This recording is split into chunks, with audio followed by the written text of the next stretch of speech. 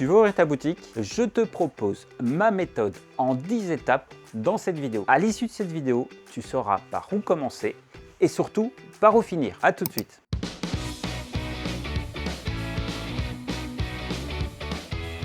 Première étape, c'est le pourquoi avant le comment. Je vois beaucoup de personnes qui commencent à travailler, à chercher un local, à travailler sur le projet.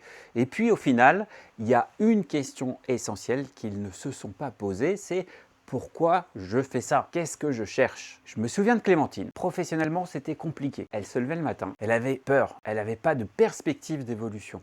Et puis dans sa tête, il lui trottait son idée de boutique. Et bien elle a commencé à réfléchir sur son parcours et puis surtout sur ce qu'elle avait envie de faire. Puis elle a découvert que ce projet, il demandait qu'une chose, c'est de grandir. Alors elle a travaillé et au fur et à mesure, elle a réussi à atteindre son objectif. Je te raconte cette histoire parce que c'est essentiel pour toi de vraiment te poser la question du pourquoi avant le comment. Et puis peut-être que tu as des peurs. Et si tu as des peurs, comme tout le monde, je t'invite à les lister. Et tu vas voir que de façon magique, toutes les peurs, on va trouver des solutions au fur et à mesure. Au fur et à mesure que tu vas avancer sur le projet, les solutions vont se présenter et surtout, poser ces peurs permet vraiment de se débarrasser psychologiquement de ce point-là. Dernier point de cette étape, c'est vraiment de commencer à constituer ton entourage, les gens qui vont t'accompagner dans le projet et te donner l'énergie nécessaire pour respecter chaque étape. Voilà, tu l'auras compris, cette première étape est essentielle puisque c'est le pourquoi avant le comment. Je te propose maintenant de passer à l'étape 2. Deuxième étape, passer de l'idée au projet. C'est l'étape la plus compliquée, mais rassure-toi, je vais te donner 2 outils essentiels parce qu'il va falloir mettre ce que tu as dans la tête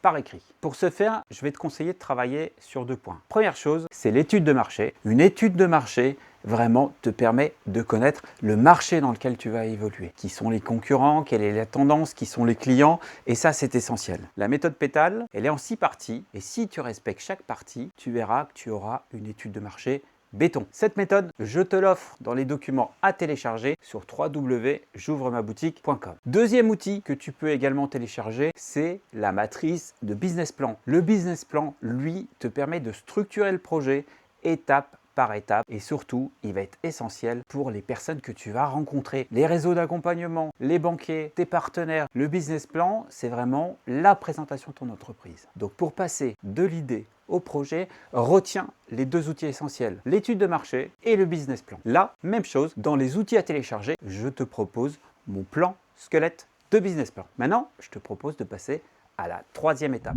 Étape 3, c'est trouver ton local commercial.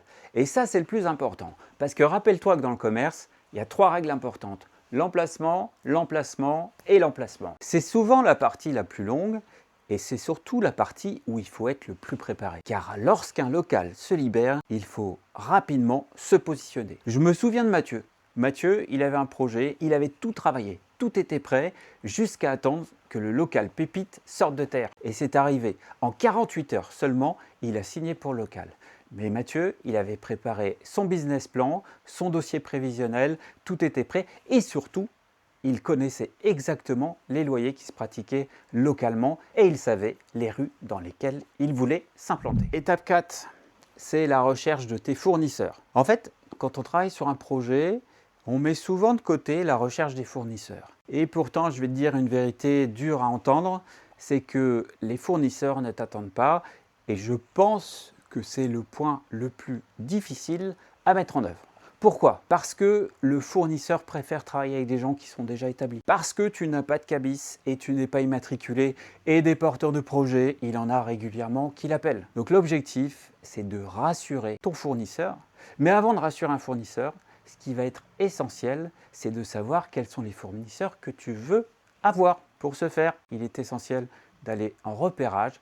Et je t'ai expliqué tout à l'heure qu'il fallait faire une étude terrain. Lors de ces études terrain, tu vas repérer des marques. Ces marques, effectivement, tu vas essayer de les retrouver sur Internet et contacter les fournisseurs. Pour convaincre un fournisseur, j'ai mis une méthode en place en 9 points. Et ces points, je te propose de les découvrir en téléchargeant toujours dans les documents à télécharger le document sur le site j'ouvremaboutique.com. Laisse-moi te raconter l'histoire de Claire. Claire avait un projet de boutique, mais elle sentait qu'à la maison c'était compliqué.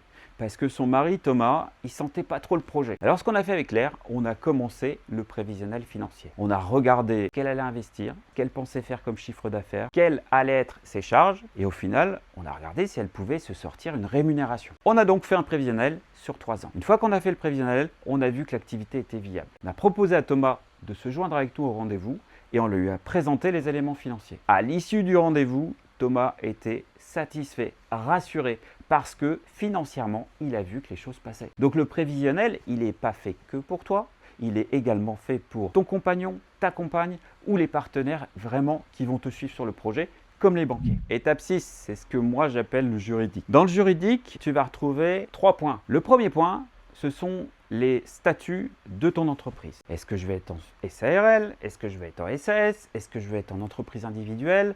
Waouh, généralement, c'est très compliqué et on ne sait pas trop ce qu'il faut choisir comme structure. Là, il va falloir te faire accompagner et c'est essentiel. Soit tu pourrais être accompagné par ton expert comptable, soit par un avocat, mais il est aussi essentiel de bien comprendre les 2 types de structures, soit la société, soit l'entreprise individuelle. L'autre point aussi à maîtriser, c'est le bail. Le bail, c'est vraiment un élément qui va t'engager juridiquement. Le bail, en fait, tu vas t'engager pour 3 ans. Et ce document-là, il faut vraiment le travailler, pouvoir le lire, le faire expertiser.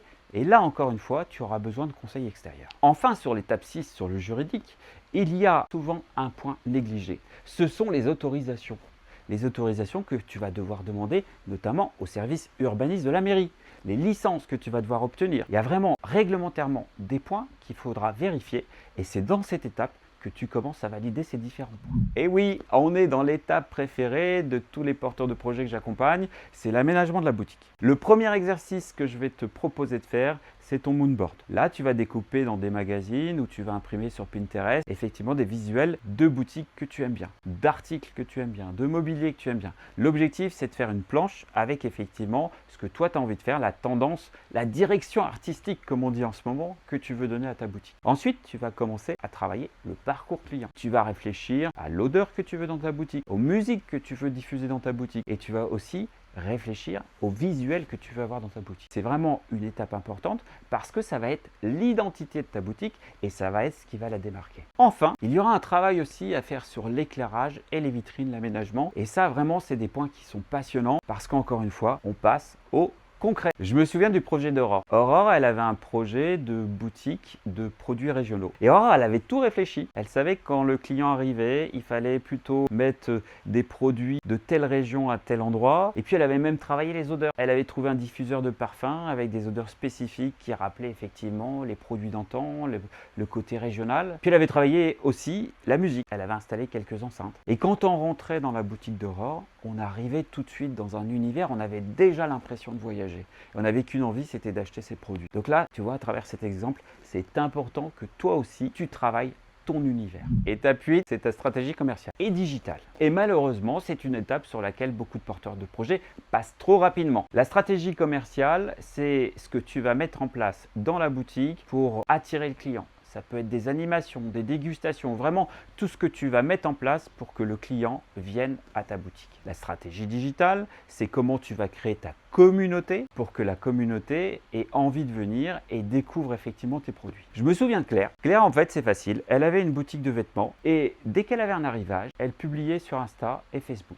Et donc les clients, elle venait naturellement en disant « mais j'ai vu que tu avais publié ça sur Facebook, est-ce que je peux l'essayer ?» Et ça, c'est un point important. Aujourd'hui, il faut se dire que les réseaux sociaux sont de plus en plus des moyens pour vendre plus. Tu ne peux pas rester en boutique à attendre le client. Et c'est pour ça qu'aujourd'hui, il faut avoir une vraie stratégie commerciale en boutique, mais également une stratégie digitale. Tu vas devoir choisir tes réseaux sociaux, tu vas devoir commencer à créer ta communauté, à l'engager et surtout à proposer régulièrement du contenu. Étape 9, si tu as cette étape, bravo, parce que ça veut dire que tu es bientôt à l'ouverture de la boutique. Dans cette étape, c'est assez simple. Si je devais te donner une image, c'est comme avoir préparé un bon repas, tes casseroles sont en train de bouillir, tout est prêt, tout est cuit et là, tes invités arrivent et tu vas devoir dresser les assiettes. Et bien, dans cette étape, c'est la même chose. Tu as rencontré les différents partenaires, tu as fait le point avec chacun, terrain. Et puis là, on va passer au concret. Tu vas devoir signer ton bail, tu vas devoir trouver un assureur et signer les contrats. Tu vas devoir finaliser avec la banque, voir avec France Travail effectivement où en est ton dossier et puis boucler les différentes aides. Et s'assurer bien entendu que tu as toutes les autorisations